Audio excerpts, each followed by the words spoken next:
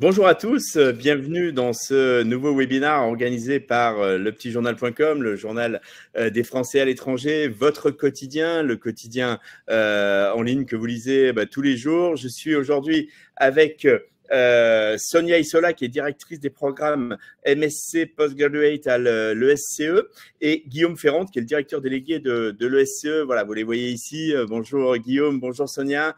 Ravi de vous avoir avec nous. Donc, la thématique du webinaire aujourd'hui, c'est que plus que jamais, la France ose à l'international. Et si votre carrière à l'international, passez par l'ESCE avec son programme, notamment évidemment de MSc, de master. Donc, vous êtes nombreux les internautes à vous être inscrits et je vous en remercie.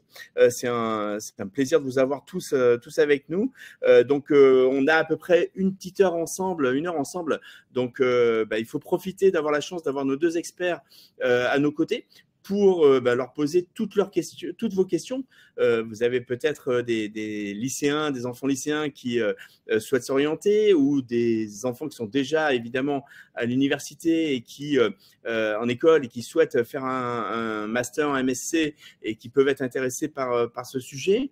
Vous avez également ou vous-même, vous êtes un étudiant et vous êtes inscrit à ce webinaire, vous êtes connecté et vous souhaitez avoir plus de renseignements, vous êtes en reconversion. Enfin voilà, c'est une thématique évidemment, si vous êtes là, qui vous intéresse. Donc profitez, posez vos questions, vous êtes en ligne. On a une petite heure ensemble. Donc l'onglet questions, il est en bas à droite.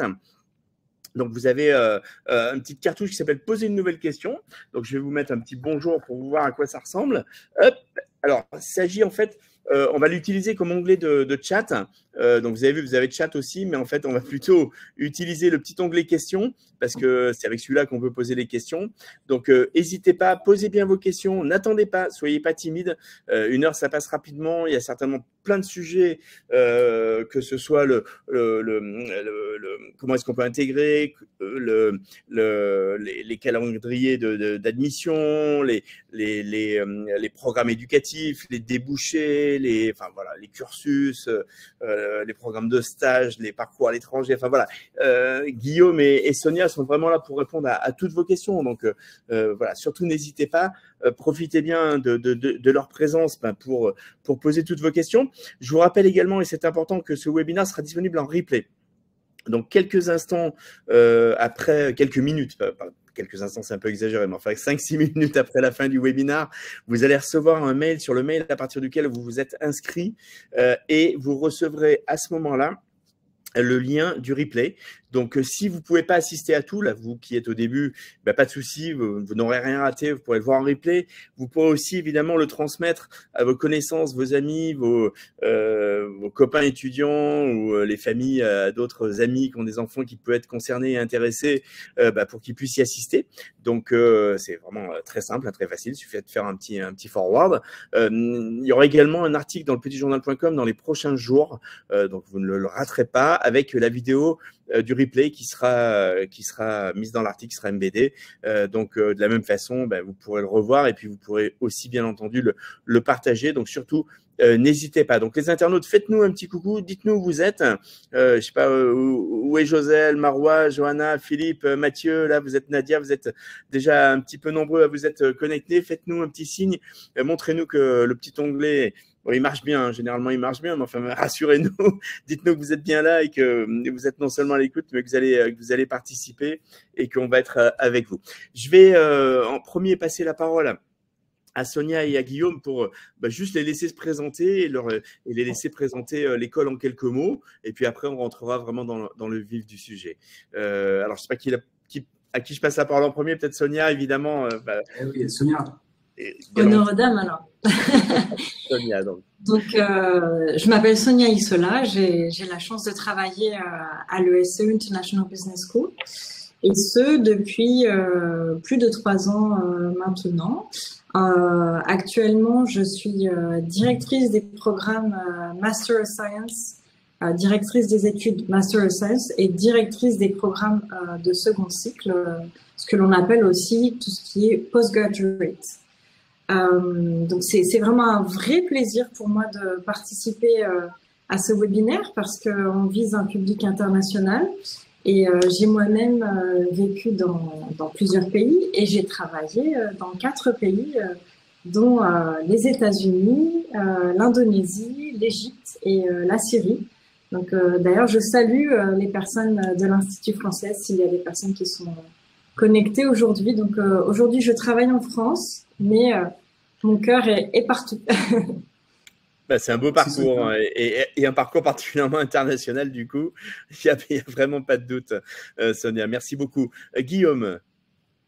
Oui, bonjour à tous, bonjour Hervé, bonjour Sonia. Merci pour vous être connectés sur ce webinaire. On va parler d'un sujet qui nous passionne ici à l'ESCE. Donc moi, c'est Guillaume Ferrand, je suis directeur délégué de l'école, je suis docteur en sciences de gestion. J'ai commencé une carrière d'académique il y a un peu plus de 15 ans maintenant. Et puis pendant ma carrière, justement, dans une école précédente, j'ai eu l'occasion de partir en expatriation en Angleterre pendant un an. Donc j'ai découvert le choc interculturel, le fait que les gens ne pensent pas comme moi, le fait que la culture a un impact sur la façon de penser, de travailler, de manger, bref, vraiment un rapport à l'autre. Et donc, j'ai fait plein de rencontres. Et donc, pourquoi je parle de ça? Parce que c'est vraiment pour nous quelque chose qui est essentiel ici à l'ESCE, c'est les rencontres avec d'autres cultures.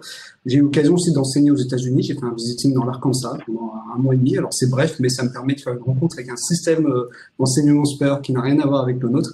Et puis, le parcours académique, j'ai travaillé dans plusieurs écoles et je suis maintenant directeur délégué de l'ESCE. J'ai la chance de pouvoir piloter le déploiement, le développement de l'école et d'ancrer cette dimension internationale vraiment au cœur de l'école. Vous le savez peut-être, le CE, c'est l'école supérieure du commerce extérieur qui a été fondée il y a un peu plus d'une cinquantaine d'années avec une raison d'être qui est d'aider les entreprises à l'époque françaises à se développer à l'international, à exporter et à créer de nouvelles activités à l'étranger.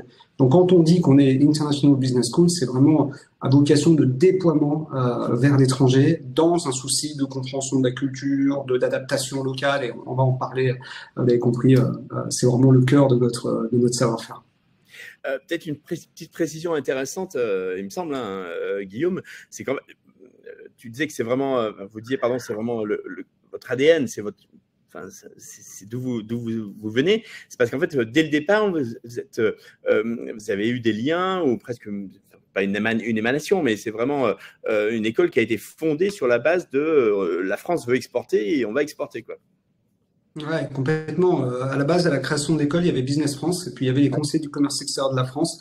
Donc en fait, pour n'importe quelle école, il y a deux rattachements au ministère. Il y a le ministère de l'enseignement supérieur de la recherche, le MESR. Il y a le ministère du Travail pour tout ce qui est compétences, titre ANCP. Et nous, on a un rattachement aussi avec le ministère délégué du commerce extérieur et donc Bercy. Et d'ailleurs, on a le ministre délégué du commerce extérieur de la France qui vient sur notre campus à Paris la semaine prochaine. Donc vous voyez vraiment, c'est cette attache particulière. On reste une école généraliste, mais tout ce qu'on fait est teinté de développement à l'international. Et c'est des vrais savoir-faire que j'ai pas croisés ailleurs. Donc je te confirme que dès notre origine jusqu'à maintenant, on baigne dans le développement international. Bah, je pense que c'est quelque chose d'important à mentionner par rapport à notamment en général évidemment, mais par rapport à notre public en particulier, puisque j'aimerais bien les internautes que vous mettiez un petit message pour que vous nous disiez où vous êtes, mais en tous les cas, voilà, le public aujourd'hui, c'est un public qui sera un petit peu partout. Donc la notion d'international pour ces gens-là, pour ce public-là, elle est au petitjournal.com évidemment, elle est pareil, c'est notre ADN, elle est quotidienne et on a des gens qui se connectent du monde entier tous les jours sur le site du petitjournal.com. Peut-être pour commencer, les internautes, n'hésitez pas à poser vos questions. Voilà, on a Doris qui dit poser. Alors, qu'est-ce qu'elle dit? Le bouton poser une nouvelle question est disponible. Bah ouais, c'est bien ça, poser une nouvelle question, Doris. On va utiliser ce bouton-là. Donc, je redis les internautes, utilisez bien le petit onglet question qui est en bas à droite et la petite cartouche poser une nouvelle question. Et dites-nous où vous êtes et puis posez vos questions, bien entendu, parce que c'est le plus important. Donc, Doris, n'hésitez pas à poser évidemment votre question. Hervé, ouais, un complément, pardon, parce que vraiment, pour nous, c'est important qu'on ait un dialogue, parce que l'international nous passionne, ça c'est certain, sinon on ne serait pas là. Mais il y a tout, international, ça veut tout et rien dire, en fait. Donc, c'est pour ça que vraiment, on a tous des conceptions différentes de l'international, puis le monde évolue beaucoup. Donc, vraiment, n'hésitez pas à poser vos questions, on sera vraiment très heureux de pouvoir y répondre. On n'est pas là pour vous placer l'école, on est là pour parler de développement à l'international. Bon, évidemment, on parlera de ce qu'on fait, mais vraiment, ce qu'on fait, on le fait avec une vraie raison d'être qui est de de s'ouvrir à d'autres cultures et d'aller chercher à l'international. C'est pour ça que des gens comme Sonia qui ont travaillé dans 4 pays différents, moi qui ai travaillé aussi à l'étranger, on est au pilote, on commande des programmes parce qu'on vit comme ça, on pense comme ça et on veut donner le plus possible à nos étudiants. Mais pour ça, il faut aussi vous nous dire ce que vous voulez. Donc, parlez-nous, posez-nous des questions. On a vraiment hâte d'avoir vos questions. Et ben voilà, le message est bien passé. Allez-y les internautes, soyez pas timides. Peut-être Sonia, tu peux juste nous apporter quelques petites précisions, si tu veux bien, sur ce que c'est un MSc, à partir de quel niveau d'études on entre, à combien d'années ça correspond. Ça rentrait vraiment dans tout le détail, mais juste voilà un contexte. Bon, Master of Science, c'est bien ça, hein Oui, c'est vrai. Ça veut dire ça parle peut-être pas à tous nos internautes. MSc. Oui, c'est vrai. Merci beaucoup pour cette demande de précision, parce que quand on a la tête dans le guidon, on oublie même de décliner. Donc MSc pour Master of Science, ça correspond plutôt à une norme dite anglo-saxonne. Et en fait, c'est le niveau supérieur après l'obtention d'un bachelor, par exemple. Il existe différents Master of Art et Master of Science qui met l'accent sur la spécialisation métier. Voilà. Je reviendrai un petit peu plus tard, je pense. C'est un équivalent Bac plus 5 pour nous. Hein. C'est l'équivalent de notre master, mais les anglo-saxons n'ont pas, par exemple, de PGE ou de Master in Management. Donc, la norme, c'est le Master of Science. Alors, on a vu, pour entrer un peu dans le contexte et un peu le vif du sujet aussi, la France a lancé un plan export 2030, il y a très peu de temps, là, justement, avec votre ministre délégué, avec Business France. Qu'est-ce que ça dit, en fait? Je crois que le patron de Business France, Laurent Saint-Martin, a dit qu'on était un peu en retard, qu'il y avait urgence. Donc, est-ce que ces mots résonnent chez vous? Comment vous les interprétez? Et finalement, comment, j'allais dire, vous aussi, vous mettez en action par rapport à ce sujet? Tu vois, c'est pour ça qu'on veut que le ministre vienne sur le campus, et c'est pour ça qu'on est très content de le recevoir, parce que justement, tout ça c'est piloté par le plan France Export 2030, et notamment par la marque Oser la France. On a eu l'occasion d'aller à BIG, le salon d'entrepreneurs, le plus grand salon d'entrepreneurs d'Europe, où on a rouvert le speech du ministre devant évidemment tout le monde. Et en fait, on voit une grande cohérence dans tout ça. La grande cohérence, c'est de plus promouvoir les activités françaises à l'international, du plus petit niveau, c'est-à-dire, comme disait le ministre, du pot de confiture local qui a un savoir-faire basé sur des prunes que seule une région française a, jusqu'à la navette spatiale qui est envoyée en collaboration avec plusieurs pays. Donc vraiment, en fait, dans le Oser l'export, si on pourrait faire un parallèle, il y a ce qu'on peut voir avec l'Allemagne et son réseau maillé de PME qui sont tournés vers l'export.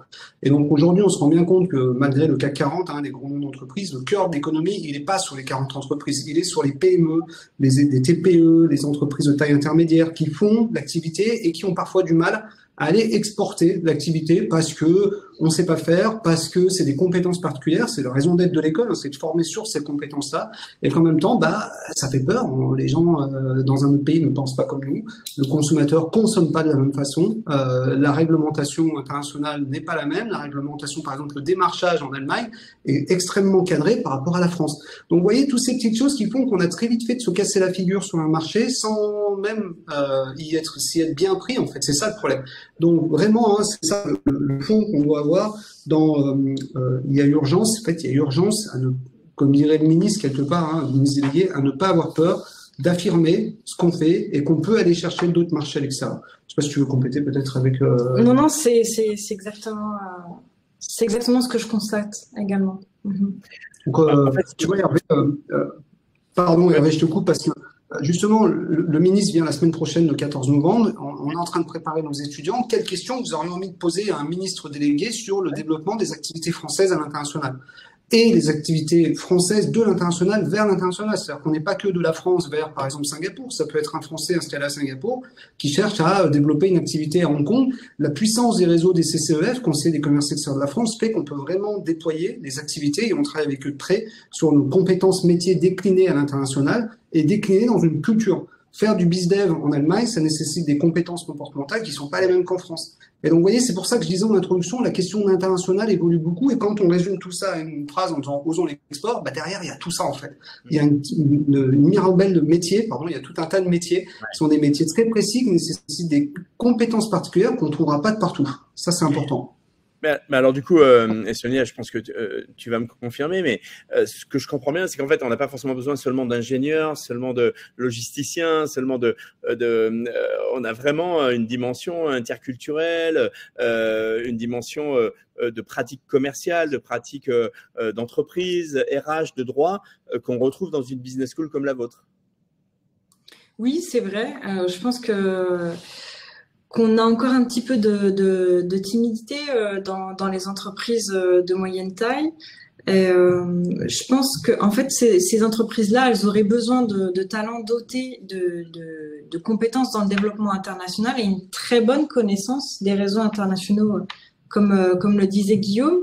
Si je devais mettre l'accent sur les compétences métiers, je pense que effectivement aujourd'hui, les étudiants de plus en plus investissent du temps et de l'argent pour se former dans la finance, la supply chain, le marketing. C'est des compétences qui sont très recherchées aujourd'hui.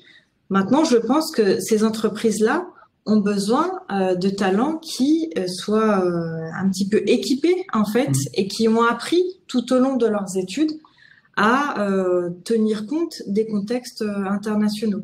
Et si je prends le terrain de l'ESCE que je connais le mieux, je sais que toutes nos mises en situation, quand on développe des macro-compétences comme pénétrer un marché, comme débloquer des fonds externes, comme gérer une chaîne logistique, tout cela, c'est avec des mises en situation internationales. Maintenant, si on en revient un petit peu au plan plus humain, qui nous passionne, Guillaume et moi, bien sûr, il y a les compétences métiers et il y a aussi tout ce qui concerne le relationnel. Je pense que les hommes et les femmes d'aujourd'hui, peut-être autant qu'avant, voire plus qu'avant, doivent montrer qu'elles savent être inclusives et inclusifs, travailler dans l'éthique, le respect de la diversité et des cultures. Et moi, je suis convaincue que ça se fait par la maîtrise d'une langue, 2, 3 langues étrangères, de sorte à pouvoir s'adapter à chaque fois à son interlocuteur et son interlocutrice. Je pense que c'est la plus grande marque de respect que l'on peut avoir. Et d'ailleurs, les auditrices et auditeurs le confirmeront, le savent très bien. Quand on fait l'effort de s'adapter à la personne que l'on a en face de soi pour faire des affaires, c'est quelque part une forme de diplomatie commerciale. Et je pense que c'est ce dont les entreprises de toute taille, en tout cas quand elles sont motivées, françaises ou non françaises, ont besoin aujourd'hui. Et elles ont besoin de ça. Et je pense que c'est ça, oser l'export, quelque part. Je complète ce que dit Sonia, parce que c'est le cœur du sujet, en fait. C'est cette espèce de diplomatie commerciale, parce qu'en fait, pour te donner une anecdote, quand je vivais en Angleterre, je me souviens avoir dit à mon interlocutrice, do you have a coffee spoon? Moi, je pense comme un Français, j'ai une cuillère à café. Et elle me regarde, la personne s'arrête. Elle me dit, you mean a teaspoon? Et là, je me suis dit, waouh, ok, c'est le même objet, mais c'est la même forme, c'est tout pareil, c'est la même tasse, mais c'est pas le même nom. Et vous voyez, c'est un exemple tout bête, mais qui illustre qu'on ne pense pas de la même façon dans le pays dans lequel on a grandi, dans notre nationalité principale et dans le système éducatif dans lequel on a été formé, si je peux dire. Et c'est pour ça que le premier cours que peut recevoir un étudiant de l'ESCE de toute première année, c'est histoire, coutume, tradition, comparé entre 3 zones, Amérique, Europe, Asie. Et le deuxième cours important qu'il recevra, c'est le premier de la deuxième année, c'est grands enjeux juridiques comparés. Parce que on ne conçoit pas la relation de la justice de la même façon aux US, en Europe qu'en Chine. Ouais. Le droit n'est pas le même. Et le Japon, l'école fait la différence entre la façon dont Carlos Ghosn a été jugé au Japon. Et voilà, tu vois. Donc, Carlos Ghosn, il a eu un traitement au Japon qui, nous, d'un point de vue européen, nous horripile.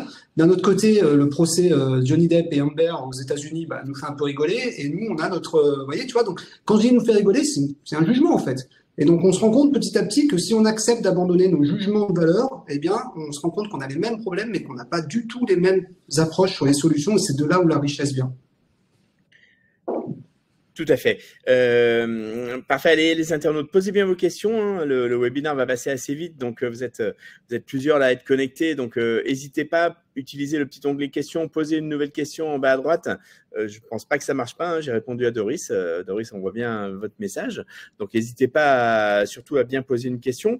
Moi, j'ai une question, Guillaume et Sonia. C'est en fait, j'aimerais que vous me redisiez pourquoi, selon vous, c'est essentiel aujourd'hui dans un parcours universitaire, dans un parcours de grande école d'enseignement supérieur, et notamment au niveau du master, évidemment, d'avoir une dimension internationale. Je peux répondre. Ouais. Je pense qu'effectivement, c'est très important aujourd'hui d'internationaliser un petit peu, ne serait-ce que sa formation. Parce que les entreprises aujourd'hui travaillent de plus en plus en interconnexion à l'échelle mondiale, ça c'est un fait. Et aussi et surtout, lorsqu'on s'insère dans la vie professionnelle, on peut très bien être dans une entreprise qui souhaitera à un moment s'internationaliser. Hein. On sait très bien que la notoriété internationale, c'est un facteur de profitabilité, hein, sans vouloir dire de gros mots.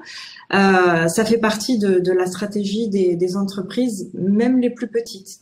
Donc, on peut se retrouver dans une entreprise qui cherche à aller conquérir des marchés un petit peu plus lointains, et ça va être rassurant pour cette entreprise-là d'engager une femme ou un homme qui a su se préparer de différentes manières. Et d'un point de vue un petit peu plus personnel, je pense que c'est vraiment ce qu'il y a de plus passionnant que de donner à chaque fois une dimension internationale à ses apprentissages, de savoir justement comment cela se passe de l'autre côté de l'Atlantique, par exemple. C'est très exigeant, hein, on le sait très bien, mais c'est ce qui motive le plus, et c'est ce qui va donner assez rapidement, je pense, l'occasion d'accéder à des responsabilités stimulantes. J'en sais quelque chose. Et pour compléter, pardon, je suis obligé, Hervé, de compléter, parce que c'est encore une fois, c'est le cœur de la réponse, c'est ce qu'a dit Sonia. Et en plus, quand vous regardez comme le monde évolue, c'est fini la mondialisation, il n'y a plus de culture dominante. Maintenant, il y a une globalisation, on continue de voyager, les flux internationaux sont énormes, ça ne s'arrête pas du tout.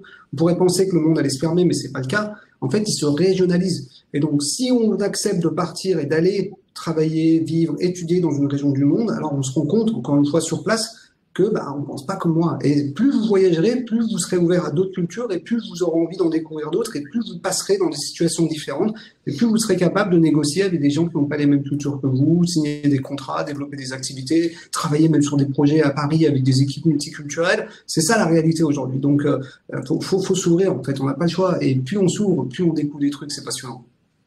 C'est pas moi qui vais évidemment vous dire le contraire. Ce que j'entends dans votre discours, c'est que c'est en termes de débouchés et d'évolution dans le futur, parce que là, on a affaire à des jeunes gens qui ont 20 ans, 22 ans, et si on parle derrière sur une carrière, ça ouvre des perspectives qui sont beaucoup plus larges, alors que ce soit à travers une expatriation, mais même en restant en France, j'imagine.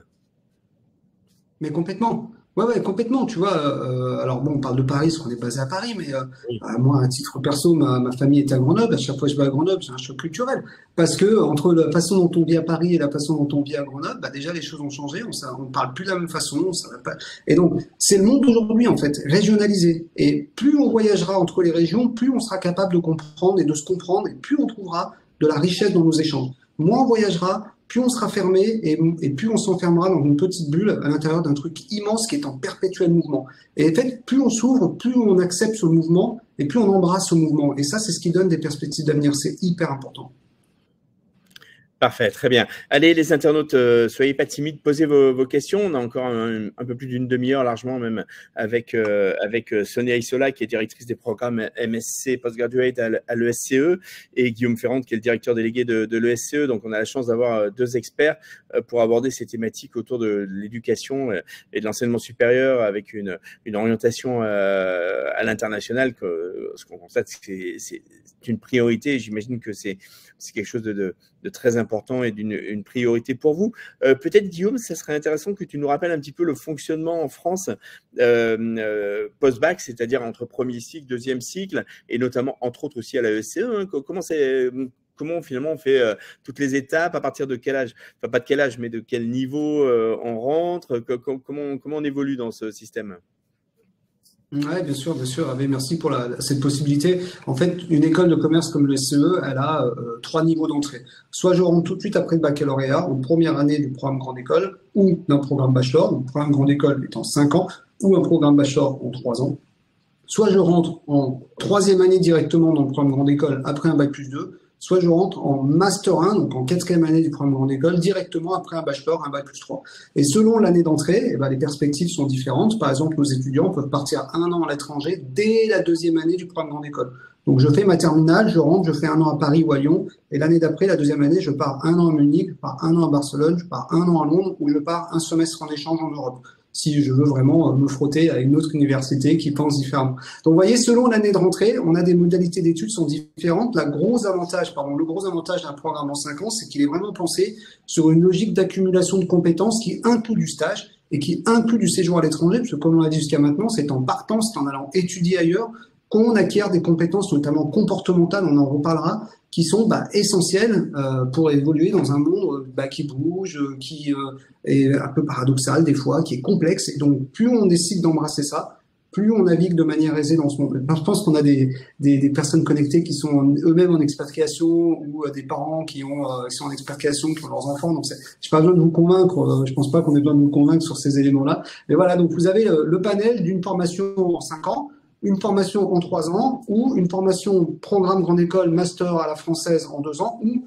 MSc, Master of Science très international, avec même 0 français dans la salle de classe, il me semble, qui lui vient recruter des étudiants du monde entier sur une thématique qui les attire, par exemple l'International Business Development, par exemple la Supply Chain Management, ou par exemple encore la Corporate Finance. Donc après, il faut bien garder à l'esprit, et Sonia, tu pourras nous en dire plus juste après, 3 niveaux de compétences: les compétences métiers, les compétences de langue et les compétences comportementales. D'accord, très bien. Peut-être un point important, c'est Sonia, en quoi c'est important et même plus qu'important, essentiel presque, de ne pas s'arrêter au bout de 3 ans et d'aller vers un master, chez vous par exemple, évidemment, hein, avec votre Master of Science, mais en quoi ça fait vraiment une très grosse différence ces 2 années de plus? En fait, moi je pense que se spécialiser, c'est s'ouvrir les portes de l'employabilité. En fait, les entreprises ont besoin de personnes qui sont expertes.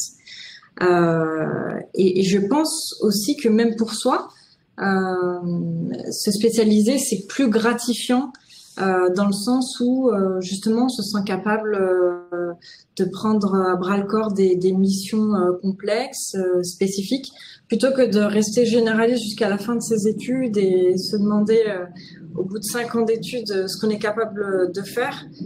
Je pense que c'est plus gratifiant. En fait, l'essentiel, je pense que c'est d'atteindre un niveau d'expertise. Et je souhaite que l'on ne confonde pas se spécialiser et devenir expert. L'expertise, c'est vraiment quand on a fourni un travail conséquent pour justement obtenir un niveau de qualification assez élevé et se sentir vraiment opérationnel, être opérationnel. Ceci étant, avec Guillaume, actuellement, on est en train de travailler à la façon dont on pourrait doter les prochains diplômés d'une double compétence. Donc c'est une nouvelle façon de percevoir la formation, parce que combien d'expertise est-ce qu'on peut avoir à la fin de ces études? C'est une vraie question. En tout cas, nous, on décide de relever le défi pour les prochaines années. Et oui, ça vaut le coup de prendre 2 années supplémentaires. Après, ça peut être Ça peut être de façon très classique après le niveau licence, mais ça peut être un petit peu plus tard et ça peut être encore plus tard. Moi, je vois de tout dans les classes et chaque personne donne du sens à ce qu'elle fait en fonction de ses besoins. Ouais, ça c'est hyper important, notamment sur l'aspect Master of Science. Et puis un complément sur la réponse de Sonia, en fait, eh ben, tout dépend du pays où vous voulez vivre. Je suis marié à une Allemande. Logiquement, les Allemands font plutôt du bac+3 et travaillent tout de suite après et voire vont faire un MBA à 30, 32, 33 ans par exemple. Pas d'âge parfait pour faire un MBA. Mais pour dire, vous voyez, donc nous dans une logique française, le master c'est la clé. On va pas se mentir, on va pas tourner autour du pot. Dans une logique anglo-saxonne, on parle même plutôt de BBA plutôt que de bachelor en 4 ans. Et après, l'expertise suprême, si je peux dire, avec le MSc. Donc, vous voyez, pour la question, c'est où vous voulez aller, où vous voulez faire votre carrière et qu'est-ce qui est important pour être crédible dans le milieu où vous voulez rentrer. Distinguez toujours le métier du secteur. Je peux faire du contrôle de gestion à l'Opéra de Paris ou je peux faire du contrôle de gestion dans l'industrie chimique. Il y a des codes différents. Le métier, le cœur de métier est le même, mais les codes sont différents. Et ensuite, si je fais du contrôle de gestion à la Scala à l'Opéra de Milan, bah, c'est pas encore tout à fait la même chose que du contrôle de gestion à l'Opéra de Tokyo. Donc, vous voyez, donc il y a cette base métier qui vous forme. Bac+3, on forme des gens qui sont des cadres intermédiaires, qui sont très bons dans leur métier. Et puis, il y a l'étape d'après, qui est vraiment l'étape, non pas expert, parce que là, ce serait plutôt doctorat, mais expertise, c'est-à-dire aller affirmer son expertise sur une compétence métier qu'on a acquise déjà dès le bac+3 et qu'en plus on est capable d'impliquer et de mettre en œuvre dans une logique internationale avec d'autres schémas de pensée, d'autres façons de penser.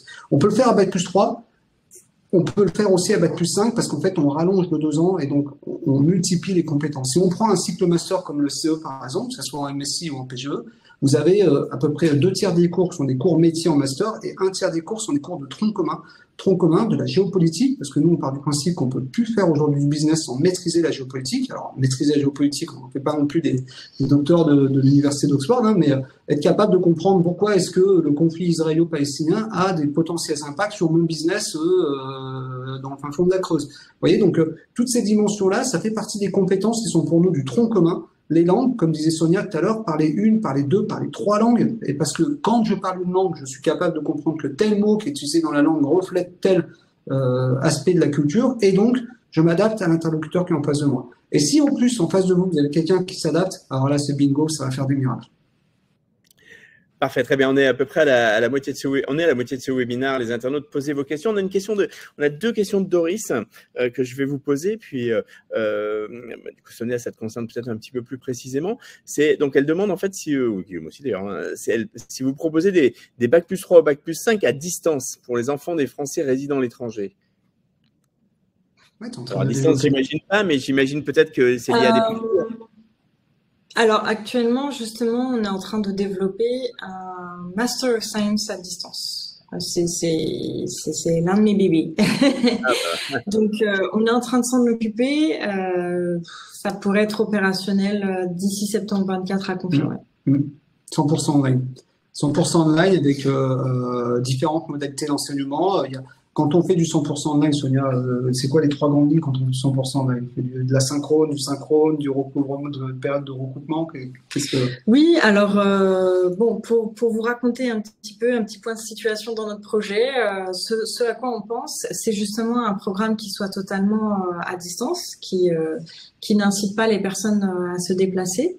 Il y a eu le avant et le après Covid et je pense qu'aujourd'hui on a développé assez de savoir-faire au sein du corps professoral pour dispenser des cours de qualité qui soient à la fois sur des modalités asynchrones et des modalités synchrones à distance. Donc des regroupements, si j'ose dire, mais qui se feraient à distance, tout comme nous le faisons actuellement. Ceci étant, il s'agirait de cours absolument préparés avec des outils digitaux que l'on sait utiliser aujourd'hui pour savoir animer et savoir remettre dans son ordinateur notre tableau, des fichiers partagés, toutes ces belles techniques que l'on utilise aujourd'hui et probablement une approche par projet qui ferait que justement l'école est à l'aise pour attester les compétences métiers que vous pourrez mettre au service des différentes entreprises. Donc voilà, ça c'était le point de situation actuel. Bon, bah Doris, il faut patienter un petit peu et bientôt vous aurez accès. Mais en tous les cas, merci pour votre réponse, Guillaume et Sonia. Doris demande également, alors là, pour le coup, on ne va pas rentrer sur le distance, enfin, le diplôme, le programme à distance qui n'existe pas encore, mais qui est en cours de création. Mais sur le programme plus classique, quelles sont les conditions d'entrée, d'admissibilité? Est-ce que c'est un concours? Quel est un petit peu le contenu, le programme? Également, la tarification, combien ça coûte ce MSC? Combien de temps ça dure? Quelle est la partie un petit peu prévue entre le présentiel, les stages? Est-ce que vous pouvez nous le décrire un petit peu plus précisément, Sonia? Oui. Comment résumer en 2 minutes? Je fais le bachelor avec les jeux, je te laisse les MSI. Allez, ça marche. Allez. Mais alors, je fais le post-bac et puis le cycle master. Allez. Ça vous va?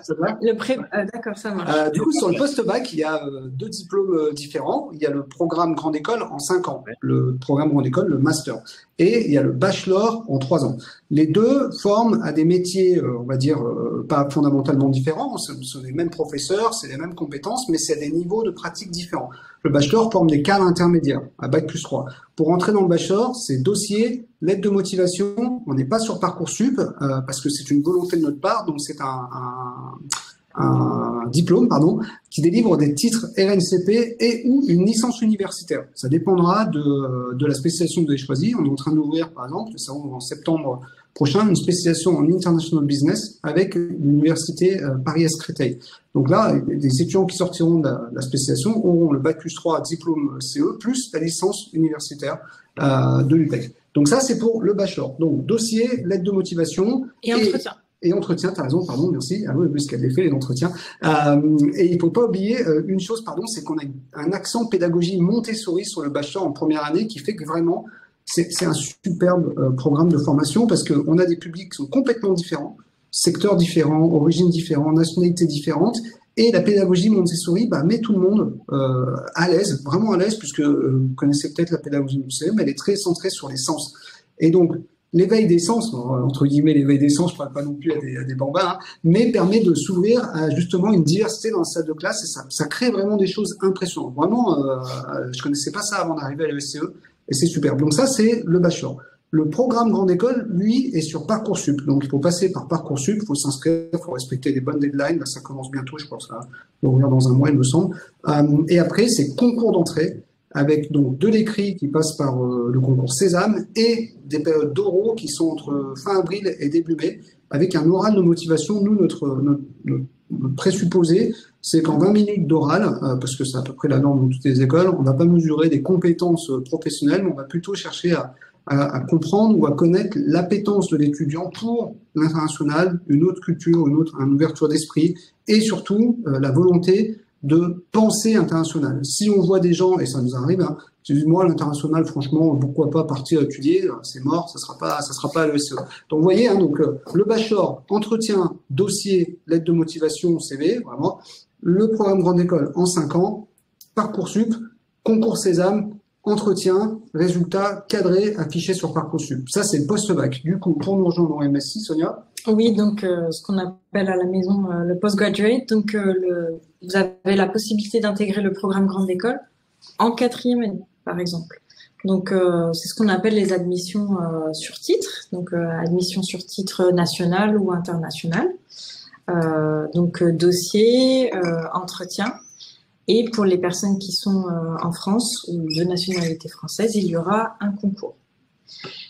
Pour la formation et le diplôme, à la norme un petit peu plus anglo-saxonne et de fait plus internationale, si j'ose dire. Donc, il s'agira des Master of Science. Il en existe aujourd'hui 5.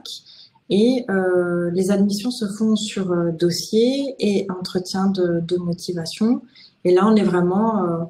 pareil, comme dans tous les masters. La chance que l'on a en France, c'est on sait ce que c'est qu'un master. Donc l'idée, c'est de se spécialiser. En tout cas, à l'ESCE, nos masters permettent de se spécialiser. C'est vraiment important de le dire. On a plus de 10 spécialisations à l'école et c'est vraiment ce que l'on souhaite. Donc se spécialiser, choisir des macro compétences métiers, des domaines.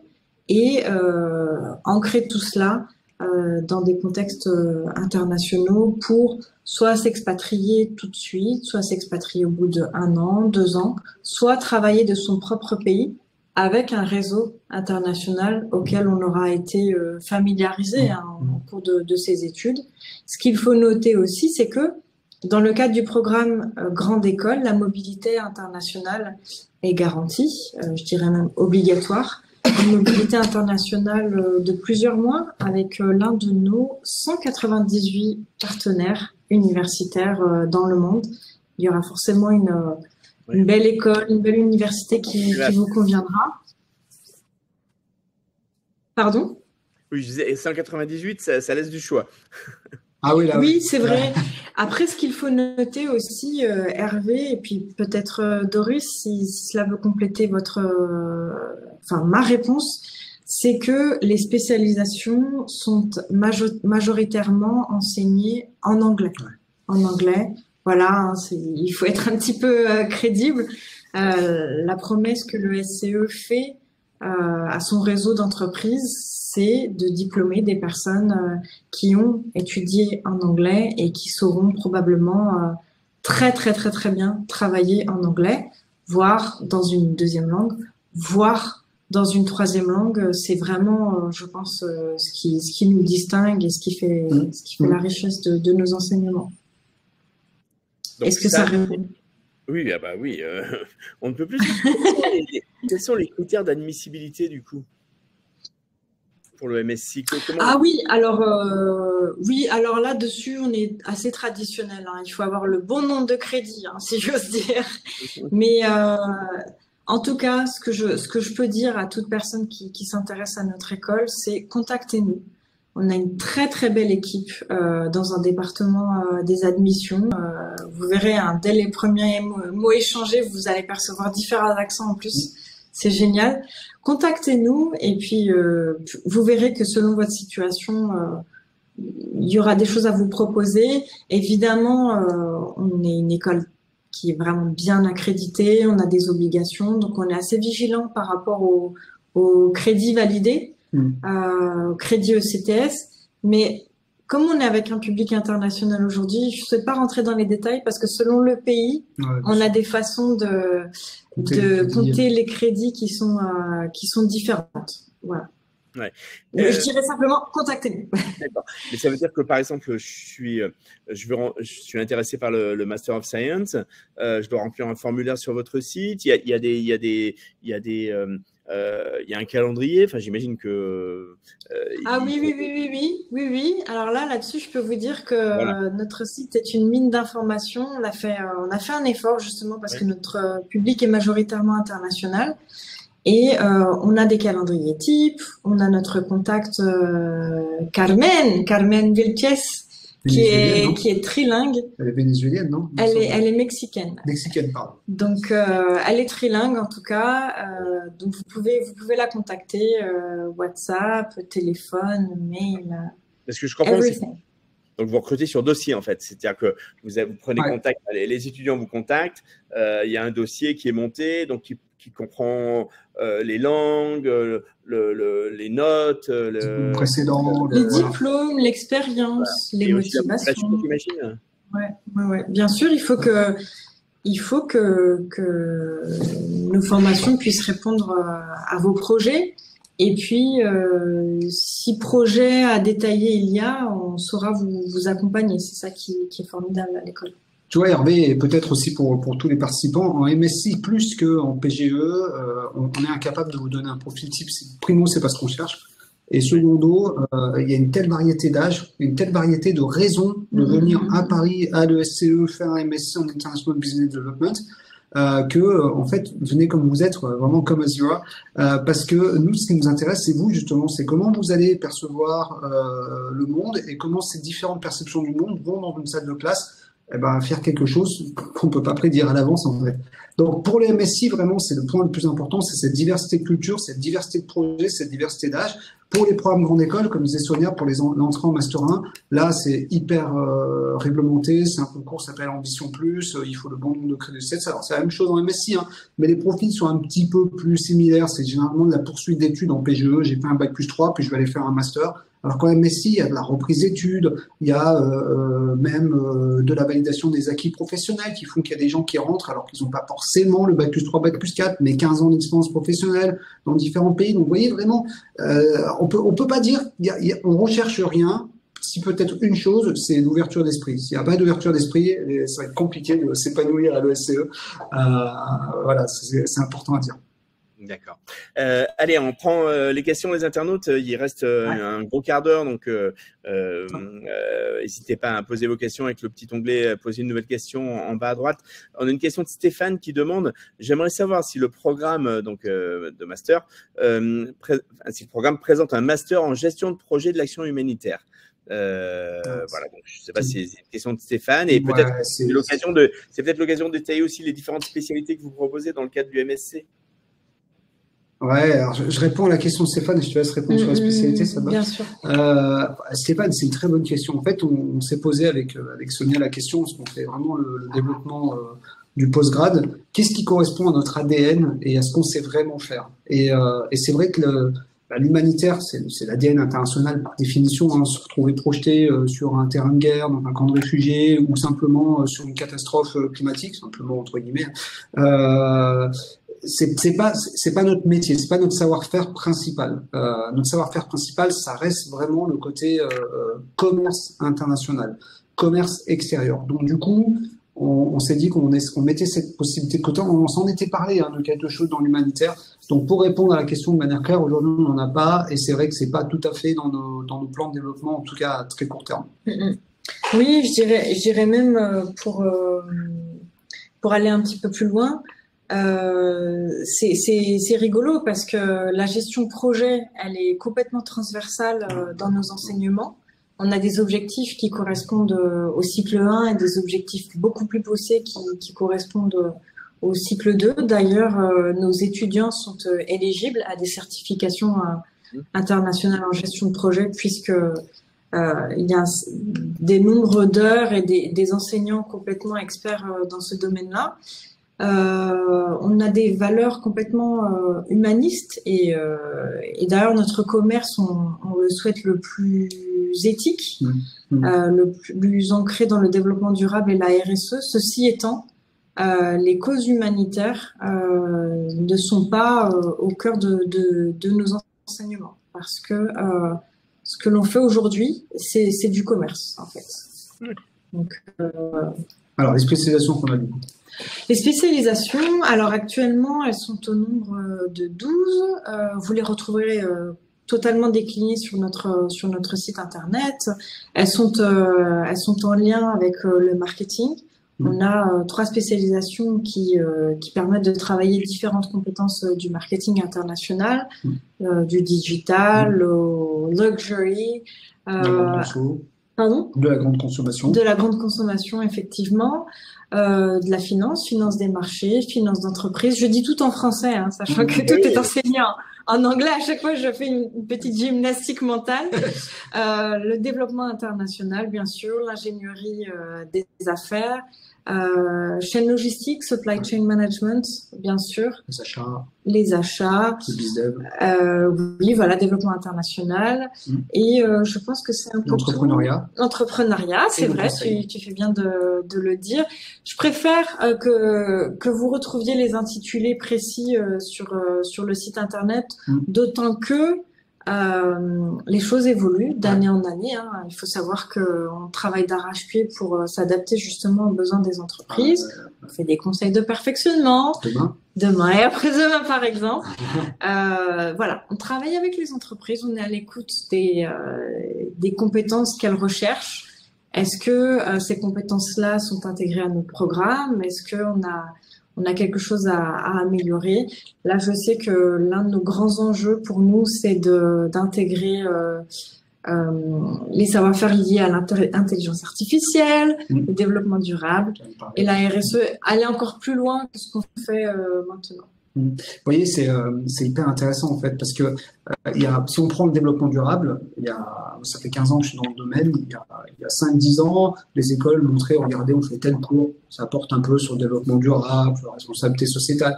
Et là, aujourd'hui, en fait, on est en train d'engager une refonte de notre PGE, on a engagé le travail depuis 3 mois, où on intègre dans chaque cours, jusqu'à chaque micro-compétences, parce qu'en fait, il faut voir un programme de 5 années comme de l'acquisition de compétences avec des objectifs par année. Et ces compétences-là, on les intègre en phase avec le développement durable et la responsabilité sociétale sur chaque année déclinée.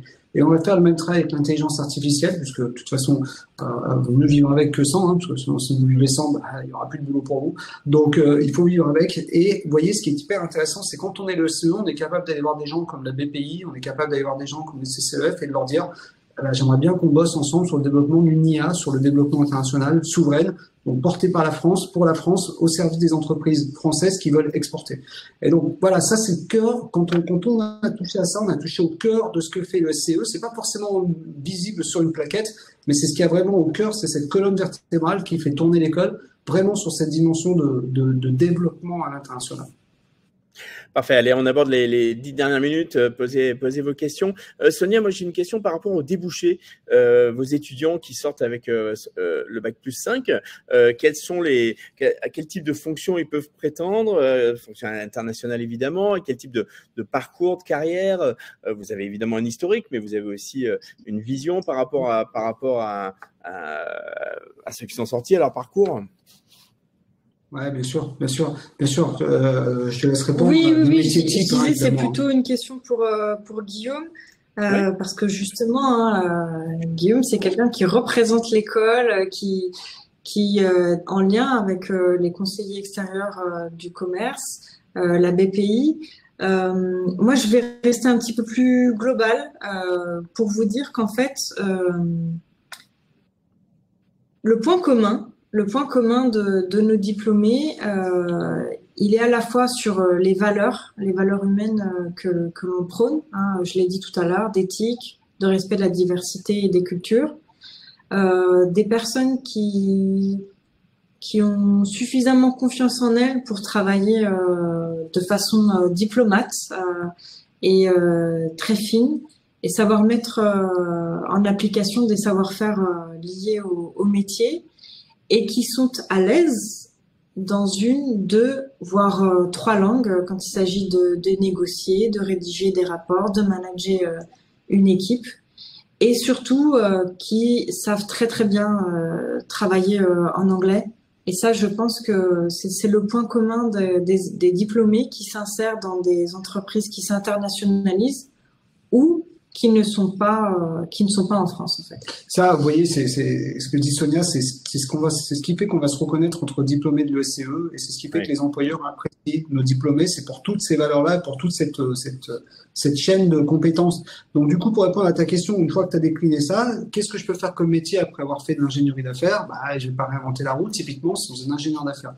L'ingénieur d'affaires, il est à mi-chemin entre le BizDev, donc tout ce qui est CAM, SAM, Key Account Manager, Senior Account Manager, donc tous ces métiers-là qui visent vraiment sur le business development. Ingénieur d'affaires, il va plutôt porter sur le B2B, donc vraiment cette dimension, typiquement la grande consommation, c'est un point très représentatif de cette dimension d'ingénieur d'affaires. Tu vas prendre par exemple une spécialisation d'alternance sur les achats. Clairement, on va former des acheteurs avec une préférence particulière sur le secteur dans lequel ils ont grandi. Tu vois, par exemple, j'ai assisté à deux soutenances de mémoire de nos étudiants. On avait une soutenance sur les achats en grande consommation, et elle nous expliquait toutes les compétences qu'elle a acquises et tout ce qu'elle veut faire. Donc, elle bossait en centrale d'achat, par exemple. Tu vois, donc, tu as des titres de responsable achat sur des zones de produits particuliers. En même temps, j'ai assisté à une autre soutenance de mémoire d'un étudiant qui est en export, sur notre spécialisation en export, qui va se renommer International Business Development à partir de fall de septembre prochain, qui lui était responsable transit Angleterre-France dans le cas du Brexit. Donc vous voyez, donc les métiers en fait, ils sont, t'as les grands métiers types qu'on décline bien évidemment, ingénieur d'affaires, contrôleur de gestion, spécificité en M&A, Merger and Acquisitions par exemple pour la finance de marché. Tu vas avoir aussi des métiers centrés sur tout ce qui est marketing digital, donc tout ce qui est par exemple responsable expérience client, responsable expérience utilisateur, donc vraiment tous ces métiers-là. Et en fait, il y a tellement de métiers aujourd'hui qui pourraient sortir autant de noms que de spécialisations de master qu'on a. Ce qu'on se rend compte, c'est qu'à chaque fois qu'on voit nos diplômés, les événements sur la terrasse à la Défense, tous les jours, je découvre des nouveaux noms de métiers. Et c'est ça qui est top. Ce serait presque ma forme de conclusion un tout petit peu en avance, c'est de se dire que le monde est en train de bouger tellement vite. Il y a un métier qui m'a toujours fait un déclic, comme on parle, c'est le métier de community manager. Nous, on ne forme pas des community managers ici, c'est plutôt la com. Mais ce métier-là, il n'existait pas il y a 10 ans. Donc c'est ça qui est très bon, c'est que ça paraît être compliqué dans ce monde aujourd'hui, mais en même temps, c'est parce que c'est compliqué qu'il y a un paquet de trucs à créer. Et donc ce qu'on essaye d'inculquer à nos diplômés, c'est ouverture d'esprit, allez vers les autres, renseignez-vous sur d'autres cultures, essayez de penser sur les autres cultures, parce que c'est là où vous allez créer des choses. Et donc c'est vraiment notre tronc commun. Puis après, évidemment, je suis spécialisé en finance de marché, en salle de marché, je suis spécialisé en marketing digital sur le marketing de L'Oréal, pour de l'Insta ou du TikTok. Enfin vraiment, après, chaque métier a ses spécificités. Je crois que vous êtes basé à la Défense, à Paris. Hein. Est-ce que vous pouvez peut-être nous parler un petit peu du campus et aussi, je dirais, du parcours de ces 2 ans, comment ça se passe? Est-ce que il y a des périodes de stage, il y a des périodes où on est très présent sur le campus, d'autres moins, on travaille beaucoup en équipe. Enfin, peut-être nous dire un petit peu pour que nos internautes puissent aussi bien réaliser, se rendre compte. Bien sûr. Comment se déroulent ces 2 ans?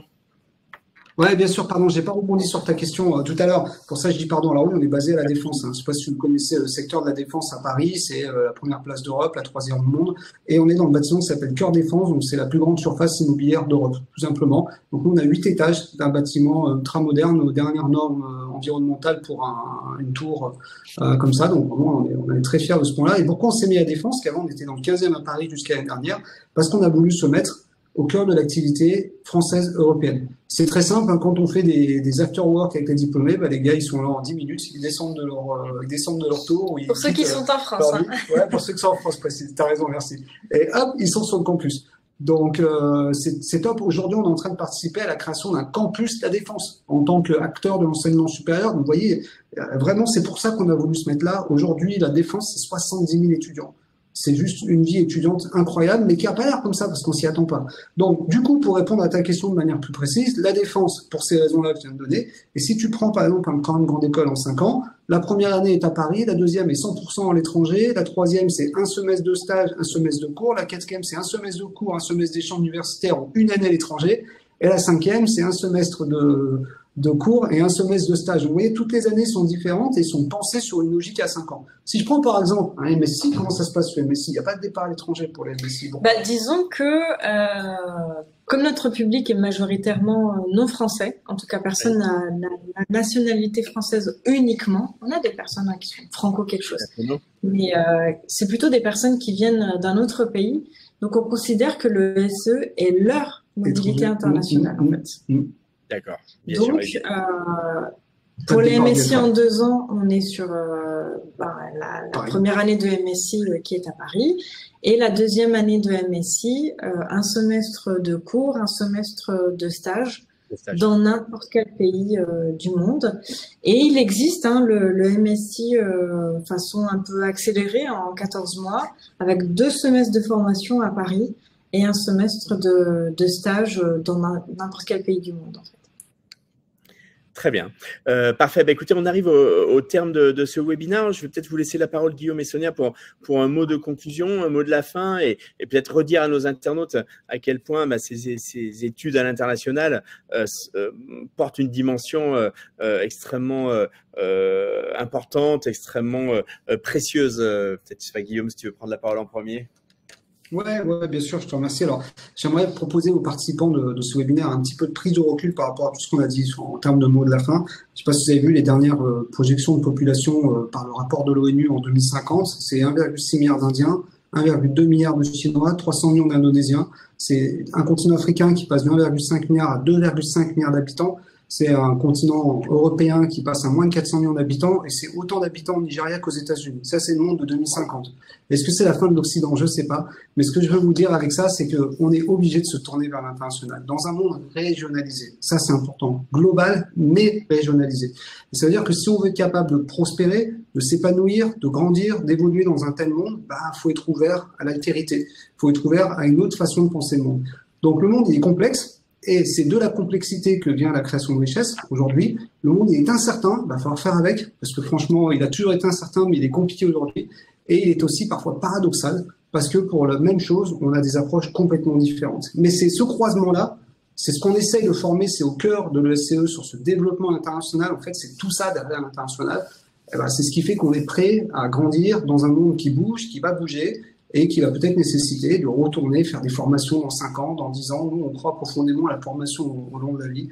Et donc voilà, le SCE, derrière l'école supérieure du commerce extérieur, faire du commerce extérieur, c'est être capable de comprendre la géopolitique, c'est être capable de s'ouvrir à d'autres cultures, c'est parler d'autres langues. Et ça, c'est le cœur de nos formations. Merci de votre participation sur le webinaire. J'ai du coup le mot de la fin pour Sonia. Bon, c'est encore une fois un grand honneur. Déjà, je vous remercie de nous avoir écoutés et de continuer à nous suivre. Je dirais pour prendre un petit peu de hauteur, à ma hauteur, effectivement, je pense qu'on n'a jamais autant mesuré que récemment l'impact des conséquences, les conséquences géopolitiques sur le commerce international, parce qu'en tant que consommateur, on a été atteint. Et je pense qu'en tant que professionnel, c'est un synonyme de belle employabilité que de se former à la façon d'anticiper ces transformations-là. Et sinon les anticiper, savoir réagir.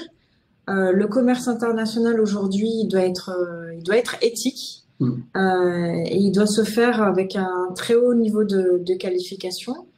Et en tout cas, le SCE, on est ravis d'être au cœur de ces mouvements. On est très attentifs et on est très content de voir que des personnes au profil de plus en plus variés viennent nous rejoindre, nous choisissent pendant leur propre expatriation.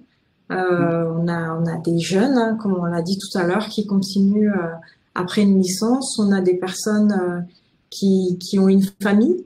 Et qui viennent nous rejoindre parce que la famille vient faire son expatriation en France. Voilà. Il est important de se spécialiser. Je crois que c'est le moment. Internationaliser les choses, c'est participer avec sa propre spécialisation, quel que soit le moment de sa vie, en fait, que l'on est en train de vivre en ce moment. Parfait, très bien. Merci beaucoup. Merci Sonia Isola, directrice des programmes MSc Postgraduate à l'ESCE, Guillaume Ferrand, directeur délégué de l'ESCE. Merci à tous les deux pour tous ces éclaircissements sur cette thématique, la France ose à l'international, et si votre carrière professionnelle aussi avec l'ESCE, donc notre partenaire. Merci beaucoup. Merci à tous les internautes. Je vous rappelle que dans quelques instants, ce webinaire sera disponible en replay. Donc vous pourrez évidemment le revoir, le partager à vos amis. Il y aura un article également dans le petitjournal.com dans les prochains jours avec la vidéo YouTube. Donc, n'hésitez pas, partagez-le. Je vous souhaite à tous une bonne journée, une bonne soirée. Et puis, je vous dis, écoutez, à très bientôt pour d'autres webinaires sur le petitjournal.com. À très bientôt au quotidien. Et encore merci Sonia et Guillaume. Au plaisir. Bonne fin de journée. À bientôt. Merci. Merci à tous. Merci Hervé. Merci Sonia. Merci.